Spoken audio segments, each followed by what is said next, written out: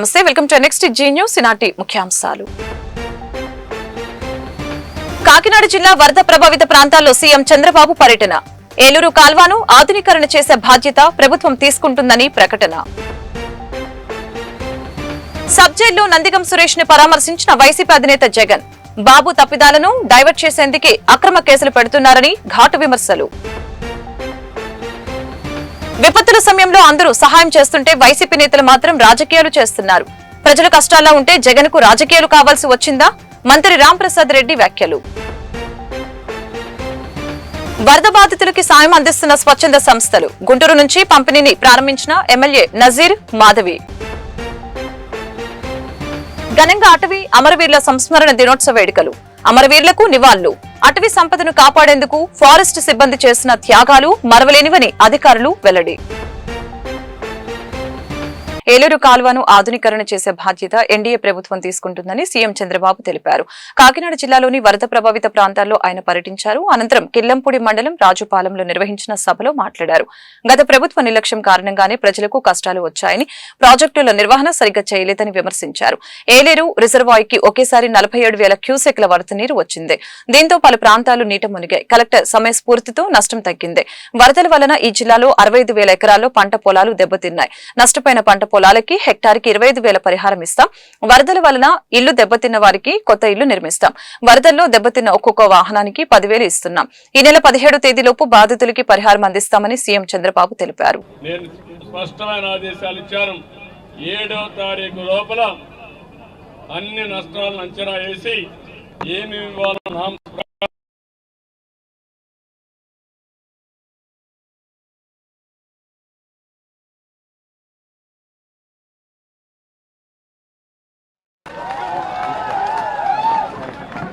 Logo పెట్టబోదు మనోడు చెయ్యి.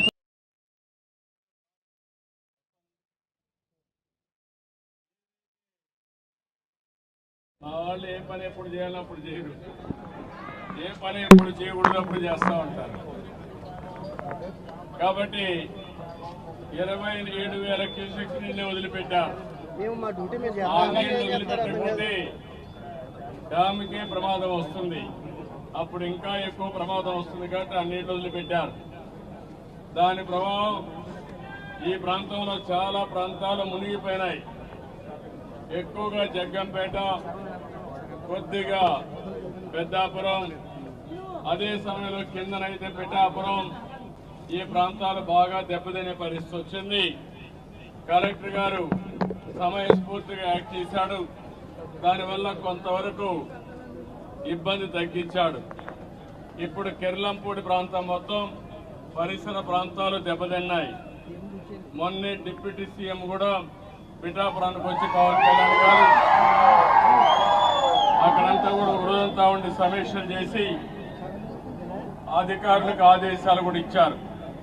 దానిపైన నేనైతే 10 రోజులు కృష్ణా వరదల సందర్భంగా విజయవాడ మొత్తం దెబ్బతినింది.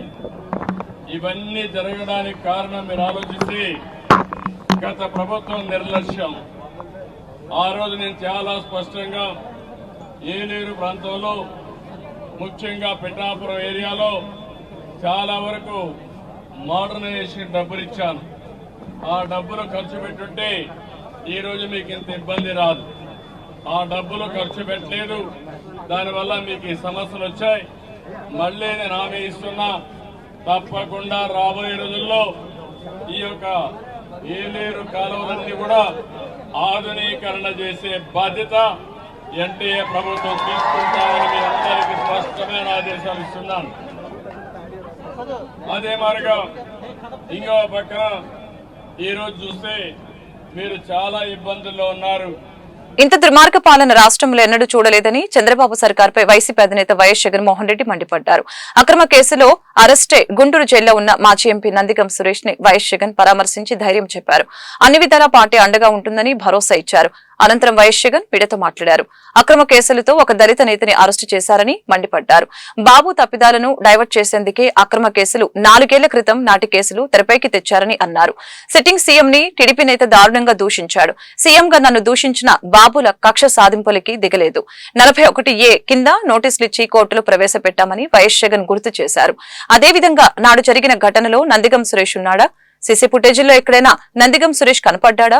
చంద్రబాబు తప్పుడు సాంప్రదాయానికి నాంది పలుకుతున్నావు. మీ ప్రభుత్వం మెల్లకాలం ఉండదు. ఇదే తప్పుడు సాంప్రదాయం ఒక సునామీ అవుతుంది. మీ నాయకులకు ఇదే గతి పడుతుంది. ఇదే జైల్లో ఉంటారు. రెడ్ బుక్ పెట్టుకోవటం ఏదో ఘనకార్యం కాదు. పాలన గాలికి వదిలివేసి రెడ్ బుక్ పైనే బాబు దృష్టి పెట్టాడు. ప్రజా సమస్యలపై దృష్టి లేదు అంటూ వైఎస్ జగన్ దుయ్యపట్టారు. ఏ ఒక్కరైనా కూడా ఆ రోజు కనీసం లొకేషన్ లో ఉన్నారా? సెల్ ఫోన్లు ఎక్కడున్నాయో ట్యాగ్ చేస్తే తెలియదా? తెలుగుదేశం పార్టీ ఆఫీసులో సీసీ కెమెరాలు ఉండవా? ఆ సీసీ కెమెరాల ఫుటేజ్ చూస్తే తెలియదా? మరి అలాంటప్పుడు వీళ్ళెవరూ లేనప్పుడు 4 ఏళ్ల తర్వాత మీరు ఇష్టం వచ్చినట్టుగా ఇప్పుడు మళ్ళీ దాన్ని తవ్వి దాంట్లో ఫాల్స్ విట్నెస్లని జోడు చేసి దాంట్లో ఉన్న వాళ్ళందరినీ భయపడిచి ప్రలోభాలు పెట్టి వాళ్ళతో లేనిపోని పేర్లన్నీ రాయిచ్చేసి నీ ఇష్టం వచ్చినట్టుగా నువ్వు అరెస్టులు చేయడం మొదలు పెడతా ఉన్నావు. పోలీసులు ఏ స్థాయికి దిగజారిపోతా ఉన్నారు అని అంటే అటువంటి పాత కేసులలో కావాలని వీళ్ళే తప్పుడు సాక్ష్యాలు క్రియేట్ చేస్తా ఉన్నారు. విట్నెస్లను వీళ్ళే బెదిరించి వీళ్ళే ప్రలోభ పెట్టి వీళ్ళే తప్పుడు పేర్లు ఇరికిచ్చి వీళ్ళే కేసుల్లోకి తీసుకొచ్చే కార్యక్రమం చేస్తా ఉన్నారు. నేను అడుగుతా ఉన్నది ఒకటి, ఒక తప్పుడు సాంప్రదాయానికి మీరు నాంది పలుకుతా ఉన్నారు. ఇదే గన కొనసాగితే నేను చెప్తా ఉన్నా మీ ప్రభుత్వం ఎల్లకాలం ఉండదు. ఒక తప్పుడు సాంప్రదాయానికి మీరు బీజం వేస్తా ఉన్నారు. ఇదే తప్పుడు సాంప్రదాయం ఒక సునామీ అవుతుంది. రేపొద్దున మీ నాయకులందరికీ కూడా ఇదే గతి పడుతుంది. ఇదే జైల్లోనే మీరంతా కూడా ఉంటారు. ఇది కూడా గమనించుకోండి అని చెప్తా ఉన్నా. తన ఇంటిని రక్షించుకునేందుకు బుడమేరులో కూడా అర్ధరాత్రి దాటిన తర్వాత ప్రజలకు నోటీస్ ఇవ్వకుండా, ప్రజలకు సమాచారం ఇవ్వకుండా బుడమేరులో గేట్లను కూడా ఎత్తేసి విజయవాడలోకి వీళ్ళు పూర్తిగా పంపించడం జరిగింది. చంద్రబాబు నాయుడు చేసిన ఈ దుశ్చర్యకు, చంద్రబాబు నాయుడు చేసిన ఈ తప్పుడు పనికి ఏకంగా 60 మంది పైచిలకు చనిపోయినారు. ఇంకా ఎక్కువ మంది చనిపోయి ఉండొచ్చు. రిపోర్ట్లు వస్తూ ఉన్నాయి. ఈ 60 మంది ఇంతకు ముందు ఎప్పుడైనా తుఫాను వచ్చినప్పుడు 60 మంది చనిపోయిన ఘటన ఎప్పుడైనా మనం చూసామా? 60 మంది ఏకంగా పైన మనుషులు చనిపోతే చంద్రబాబు నాయుడు చేసిన తప్పిదం కాదా? చంద్రబాబు నాయుడు గారి మీద నెగ్లిజెన్స్ కేసు అనేది ఎందుకు నమోదు చేయకూడదు అని అడుగుతా ఉన్నా. ఈ బోట్లకన్నిటికీ కూడా ఎవరి హయాంలో పర్మిషన్ వచ్చింది అని అడుగుతా ఉన్నా. ఈ బోట్లన్నీ కూడా ఎవరి ప్రభుత్వం వచ్చిన తర్వాత 3-4 నెలల కిందట ప్రభుత్వం చంద్రబాబు నాయుడు గారిది వస్తే ఆ విజయోత్సవాలు చేసిన ర్యాలీలో ఈ బోట్లు వీళ్ళు లేరా అని అడుగుతా ఉన్నా. ఈ బోట్లలో ఉన్న వ్యక్తులు ఈ బోట్లు గత 4 నెలలుగా చంద్రబాబు నాయుడు గారితో కలిసి ఇసుక దోపిడీలో చంద్రబాబు నాయుడు గారితో కలిసి ఈ బోట్ల ఓనర్లు వీళ్ళందరూ కూడా భాగస్వాములు అయినారు. భాగస్వాములు కావడమే కాకుండా చంద్రబాబు నాయుడు గారు గెలిచినప్పుడు ఈ బోట్లతో విజయోత్సవాలు చేసుకున్నారు. ఇదే బోట్ల ఓనర్లు, ఇదే బోట్లకు పర్మిషన్ ఇచ్చింది ఎవరు? చంద్రబాబు నాయుడు గారి హయాంలో. ఉషాద్రి అనే మనిషి ఎవరు? చంద్రబాబు నాయుడు గారితోనూ లోకేష్ తోనూ ఇద్దరితోనూ కలిసి దిగిన ఫోటోలు కనిపిస్తా ఉన్నాయి. తెలుగుదేశం పార్టీలో క్రియాశీలకంగా వ్యవహరించిన పరిస్థితులు కనపడతా ఉన్నాయి. రామ్మోహన్ అనే మనిషి ఎవరు? ఏలేరు వరద ఉధృతిపై కాకినాడ కలెక్టర్ అధికారులతో ఉప ముఖ్యమంత్రి పవన్ కళ్యాణ్ సమీక్ష నిర్వహించారు. వరద పరిస్థితులపై ఫోన్లో వివరాలు అడిగి తెలుసుకున్నారు. కాకినాడ జిల్లా వ్యాప్తంగా 60,000 ఎకరాల పంట నష్టం జరిగిందని అధికారులు తెలిపారు. గండ్లుపడి రోడ్లపై నీటి చేరికతో రాకపోకలు అంతరాయం కలుగుతుందని తెలిపారు. ఏలేరు వరద ఉధృతి క్రమంగా తగ్గుముఖం పడుతుందని డిప్యూటీ సీఎంకు కలెక్టర్ వివరించారు. వరద ప్రభావిత ప్రాంతాల్లో ఆహారం, నీరు, పాలు అందించాలని పవన్ ఆదేశించారు. ఇదిలా ఉంటే కాకినాడలో ఏలేరు వరద క్రమంగా తగ్గుతుంది. పలుచోట్ల ఇళ్లు ఇంకా జల దిగ్బంధంలోనే ఉన్నాయి. ఏలేశ్వరం, జగ్గంపేట, కిల్లంపూడి, గొల్లప్రోలు మండలాల్లో పంటలు నీట మునిగాయి. పిఠాపురం, పెద్దాపురం, సామర్లకోట మండలాల్లో పంట నష్టం జరిగింది. జిల్లాలో అత్యధికంగా కిల్లంపూడి మండలంలో తీవ్ర పంట నష్టం జరిగినట్లు అధికారులు తెలిపారు. అటవీ సంపదను కాపాడేందుకు ఫారెస్ట్ సిబ్బంది తమ ప్రాణాలను సైతం లెక్క చేయకుండా విధులు నిర్వహిస్తున్నారని Guntur division forest officer Chiranjeevi Chowdary తెలిపారు. ఈ విషయంలో ప్రాణాలు అర్పించిన అటవీ అమరవీరుల త్యాగాలు చిరస్మరణీయమని కొనియాడారు. అమరులైన సిబ్బంది కుటుంబానికి అన్ని విధాల అండగా ఉంటామని భరోసా ఇచ్చారు. గుంటూరులోని అటవీ శాఖ కార్యాలయంలో జాతీయ అటవీ అమరవీరుల సంస్మరణ దినం బుధవారం జరిగింది. ఈ సందర్భంగా అమరవీరుల స్మారక స్తూపానికి జిల్లా ఫారెస్ట్ అధికారులు పుష్పగుచ్చాలు ఉంచి ఘనంగా నివాళులర్పించారు. ఈ మేరకు ఫారెస్ట్ సిబ్బంది అమరవీరులకు గౌరవ సెల్యూట్ చేశారు. అనంతరం డిఎఫ్ఓ చిరంజీవి చౌదరి మాట్లాడారు. ఫారెస్ట్ సిబ్బందికి పదవి విరమణ రోజే బెనిఫిట్స్ తో పాటు పెన్షన్ అందిస్తామని చెప్పారు. అటవీ శాఖలో ఖాళీ ఖాళీగా ఉన్న పోస్టుల్ని త్వరలోనే భర్తీ చేస్తామని అన్నారు. డిప్యూటీ సీఎం పవన్ కళ్యాణ్ ఆధ్వర్యంలో అటవీశాఖ అన్ని విధాల బలోపేతమవుతుందని తెలియజేశారు. అభివృద్ధి క్రమంలో మన బాధ్యత మరింత పెరుగుతుందని పేర్కొన్నారు. విధి నిర్వహణ విషయంలో పోలీస్ శాఖ కంటే అటవీశాఖ సిబ్బందికి రిస్క్ ఎక్కువగా ఉంటుందని వివరించారు. అటవీ సంపద సంరక్షణలో లేకపోతే అటవీ భూమి సంరక్షణలో అటవీలో ఉన్న వన్యప్రాణి సంరక్షణలో రకరకాల ఇబ్బందులు ఉన్నాయి. మనందరికీ తెలుసు. ఎందుకంటే జనరల్గా మనం ఏమంటామంటే forest is a porous resource, అంటే ఎక్కడ నుంచి ఎవరైనా రావచ్చు, బయట వెళ్ళిపోవచ్చు. కాబట్టి మనం చూస్తున్నాం ఈరోజు రెడ్స్ అండ్ ప్రొటెక్షన్స్ కానీ, లేకపోతే వైల్డ్ లైఫ్ ఇష్యూస్లో కానీ, లేకపోతే మనకు ఉన్న టీ ప్లాంటేషన్స్ ప్రొటెక్షన్స్లో కానీ రకరకాల ప్రాబ్లమ్స్ ఉంటాయి. రెండోది, నేను పర్సనల్ ఎక్స్పీరియన్స్తో చెప్తున్నాను, ఈరోజు పోలీస్ కంటే ఎక్కువ డిఫికల్ట్ అంటే అటవీ ప్రాంతంలో పని చేస్తున్న అటవీ ఎంప్లాయీస్కి వాళ్ళు ఫేస్ చేస్తూ ఉన్నారు. ఎందుకంటే పోలీస్లో ఒక పోలీస్ స్టేషన్ ఉంటుంది, వాళ్ళకి అన్ని కమ్యూనికేషన్ ఫెసిలిటీ ఉంటుంది, వెహికల్ ఫెసిలిటీస్ ఉంటుంది, రకరకాలు ఉన్నాయి. కానీ ఫారెస్ట్లో ఈరోజు వరకు కూడా మనం ఇంతకుముందు మన ఏపీ ఫారెస్ట్రీ ప్రాజెక్ట్ 1 టైంలో మేల్ ఫీల్డ్లో డిఎఫ్ఓగా ఉన్నప్పుడు మనం చూసాము. అప్పుడు మనం మంచి ఒక వైల్డ్ లైఫ్ నెట్వర్క్ మొత్తం రాష్ట్రంలో క్రియేట్ చేశాము. కానీ ఇప్పుడు నేను వచ్చిన తర్వాత మళ్ళీ చూస్తున్నాం వైల్డ్ లైఫ్ నెట్వర్క్ పూర్తిగా అంటే చెడిపోయిందా, ఎక్కడ అది పని చేయట్లేదు. మళ్ళీ అది మనం రివైవల్కి ప్రయత్నం చేసుకుంటున్నాం. ఎందుకంటే మొట్టమొదటిగా మనం ఏం చేయాలంటే అంటే ఫ్రంట్ లైన్ స్టాఫ్కి బేసిక్ ఫెసిలిటీస్, బేసిక్ ఎమ్యూనిటీస్, చాలా క్వార్టర్స్ అప్పుడు మనం కట్టినాము. కానీ ఆ క్వార్టర్స్ చాలామంది ఆక్యుపై చేయలేదు, లేకపోతే మెయింటెనెన్స్ చేయకపోవడం వల్ల ఆ క్వార్టర్స్ కూడా పాడైపోయినాయి. మళ్ళీ అవి అన్నీ మనం కొత్తగా ఈ రెసిడెన్షియల్ అకామిడేషన్స్ కానీ, ఆఫీస్ అకామిడేషన్స్ కానీ, వెహికల్స్ కానీ, wireless communication system, telephone communication system, ఇవి అన్నీ మనం పెంచుకోవాల్సిన అవసరం ఉంది. అది అంతా మనం ప్రయత్నం చేసుకుంటున్నాం. రాష్ట్ర ప్రభుత్వం కూడా దీని మీద ఎక్కువగా మనకు సపోర్ట్ చేయడానికి సిద్ధంగా ఉన్నారు. డెఫినెట్గా రాబో కాలంలో మనకు ఈరోజు ఉన్న ఇబ్బందులు తీర్చుకోవడానికి రాష్ట్ర ప్రభుత్వం అన్ని రకాల మనకు సదుపాయాలు ఏర్పాటు చేయడానికి సిద్ధంగా ఉందా. మేము కూడా వాళ్ళతో కలిసి ప్రయత్నం చేసుకుంటున్నాము. And definitely will be able to achieve that.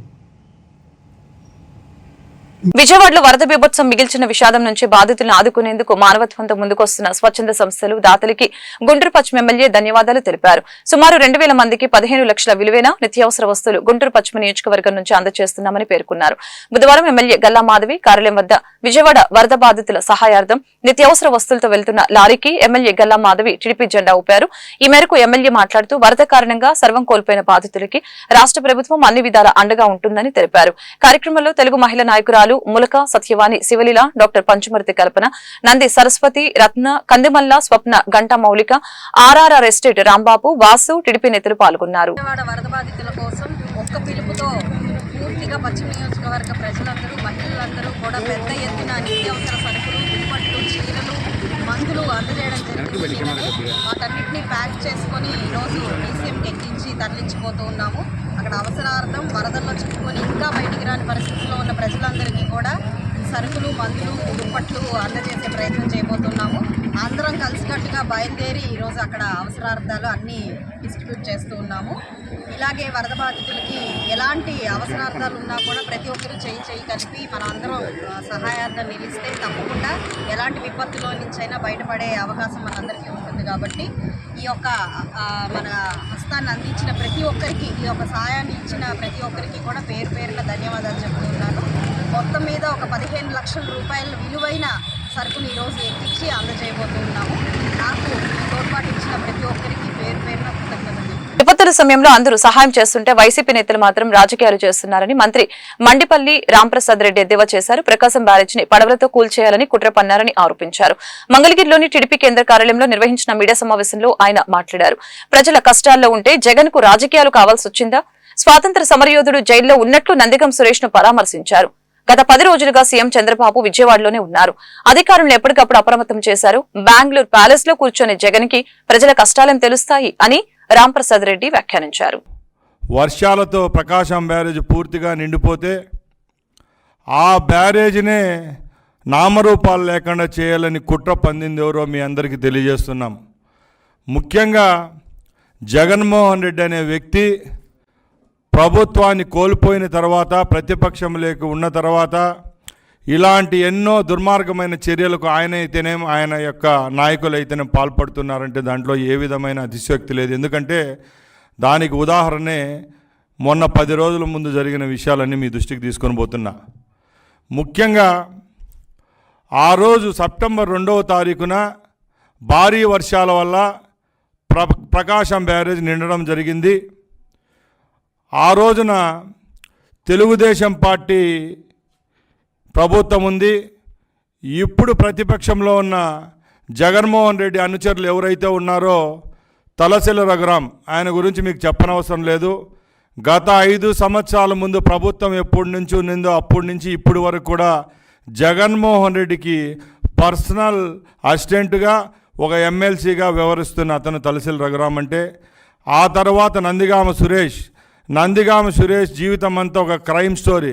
ఎందుకంటే ఆ రోజు తెలుగుదేశం పార్టీ ఆఫీస్ పైన దాడి చేసిన దాంట్లో ముఖ్య కుట్ర పొందిన వాళ్ళలో ముఖ్య వ్యక్తి ఎవరన్నా ఉన్నారంటే అది ఆయన నందిగామ సురేష్. ఈరోజు ఆయన కటకటాల పాలవడం కూడా జరిగింది.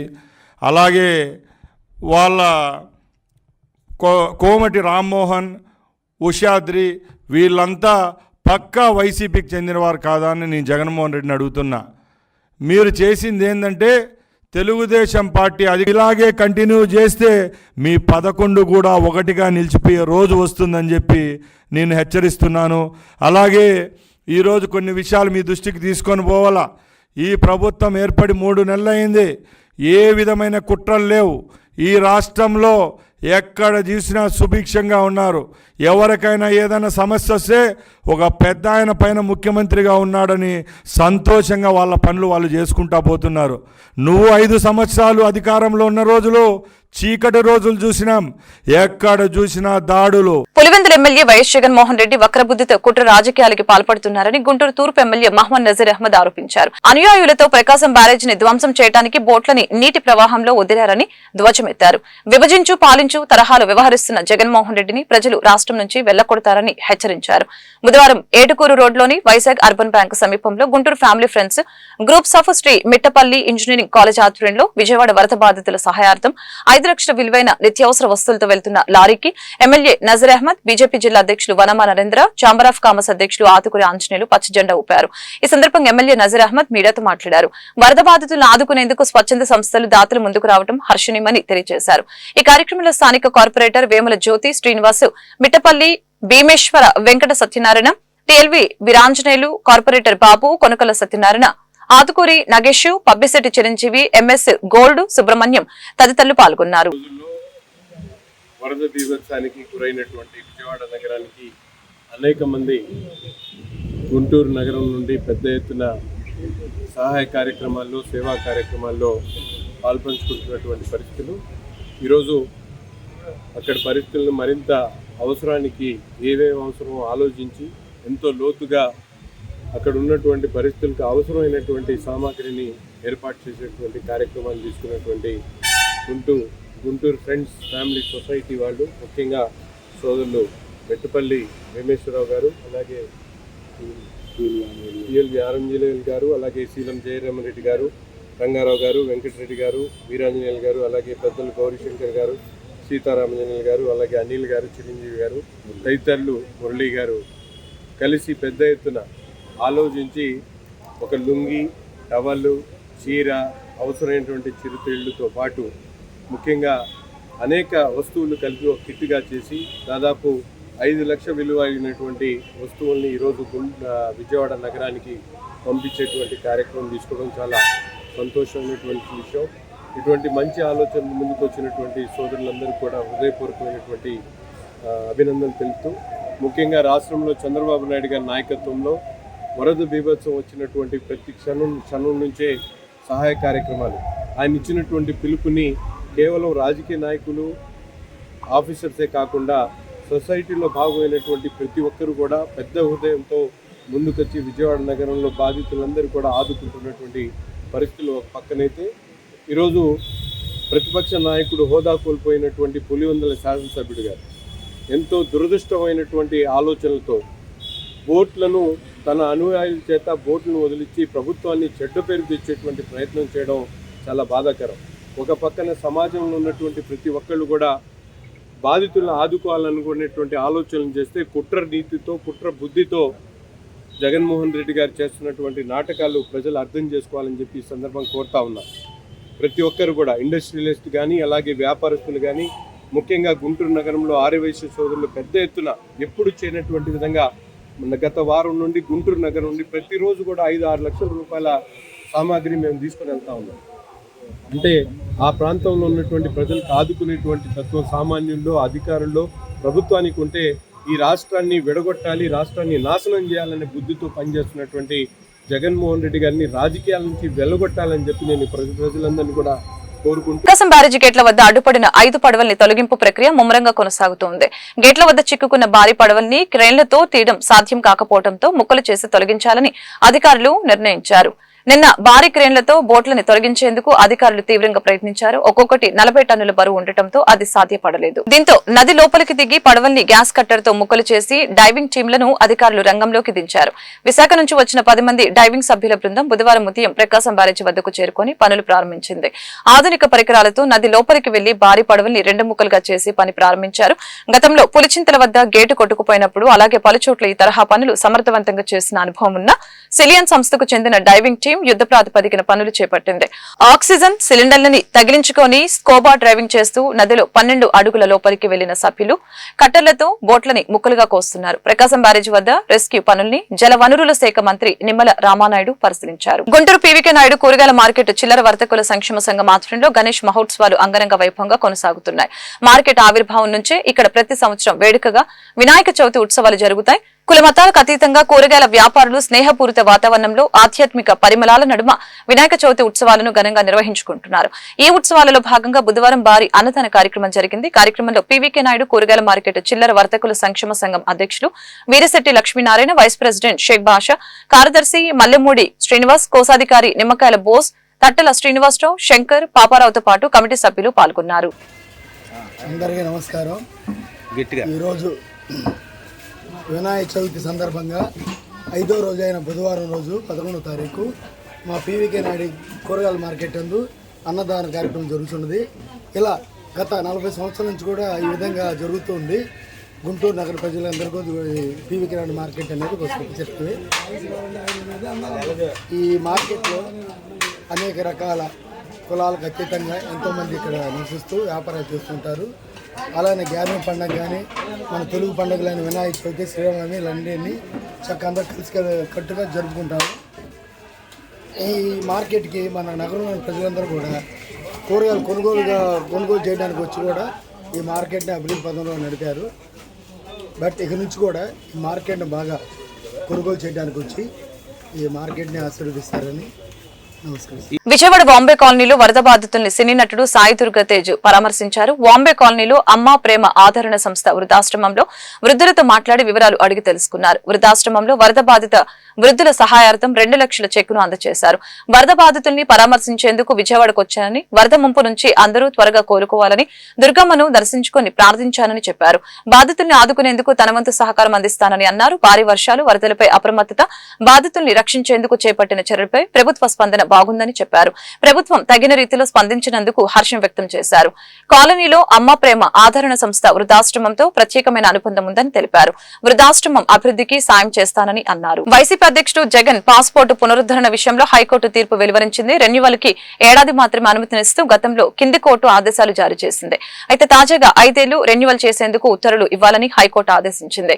విజయవాడ ప్రత్యేక కోర్టు విధించిన పూచీకత్తు షరతు రద్దుని ఉన్నత న్యాయస్థానం నిరాకరించింది. ప్రత్యేక కోర్టు విధించిన షరతుల్ని రద్దు చేయాలంటూ హైకోర్టులో జగన్ పిటిషన్ దాఖలు చేశారు. దీనిపై హైకోర్టు నేడు తీర్పు వెలువరించింది. దీంతో జగన్ విదేశీ పర్యటనకు లైన్ క్లియర్ అయింది. వార్తలు ముగించే ముందు ముఖ్యాంశాలు మరొకసారి. కాకినాడ జిల్లా వరద ప్రభావిత ప్రాంతాల్లో సీఎం చంద్రబాబు పర్యటన. ఏలూరు కాల్వను ఆధునీకరణ చేసే బాధ్యత ప్రభుత్వం తీసుకుంటుందని ప్రకటన. సబ్ జైల్లో నందిగం సురేష్ ని పరామర్శించిన వైసీపీ అధినేత జగన్. బాబు తప్పిదాలను డైవర్ట్ చేసేందుకే అక్రమ కేసులు పెడుతున్నారని ఘాటు విమర్శలు. విపత్తుల సమయంలో అందరూ సహాయం చేస్తుంటే వైసీపీ నేతలు మాత్రం రాజకీయాలు చేస్తున్నారు. ప్రజల కష్టాల్లో ఉంటే జగన్ కు రాజకీయాలు కావాల్సి వచ్చిందా? మంత్రి రాంప్రసాద్ రెడ్డి వ్యాఖ్యలు. వరద బాధితులకి సాయం అందిస్తున్న స్వచ్ఛంద సంస్థలు. గుంటూరు నుంచి పంపిణీని ప్రారంభించిన ఎమ్మెల్యే నజీర్ మాధవి.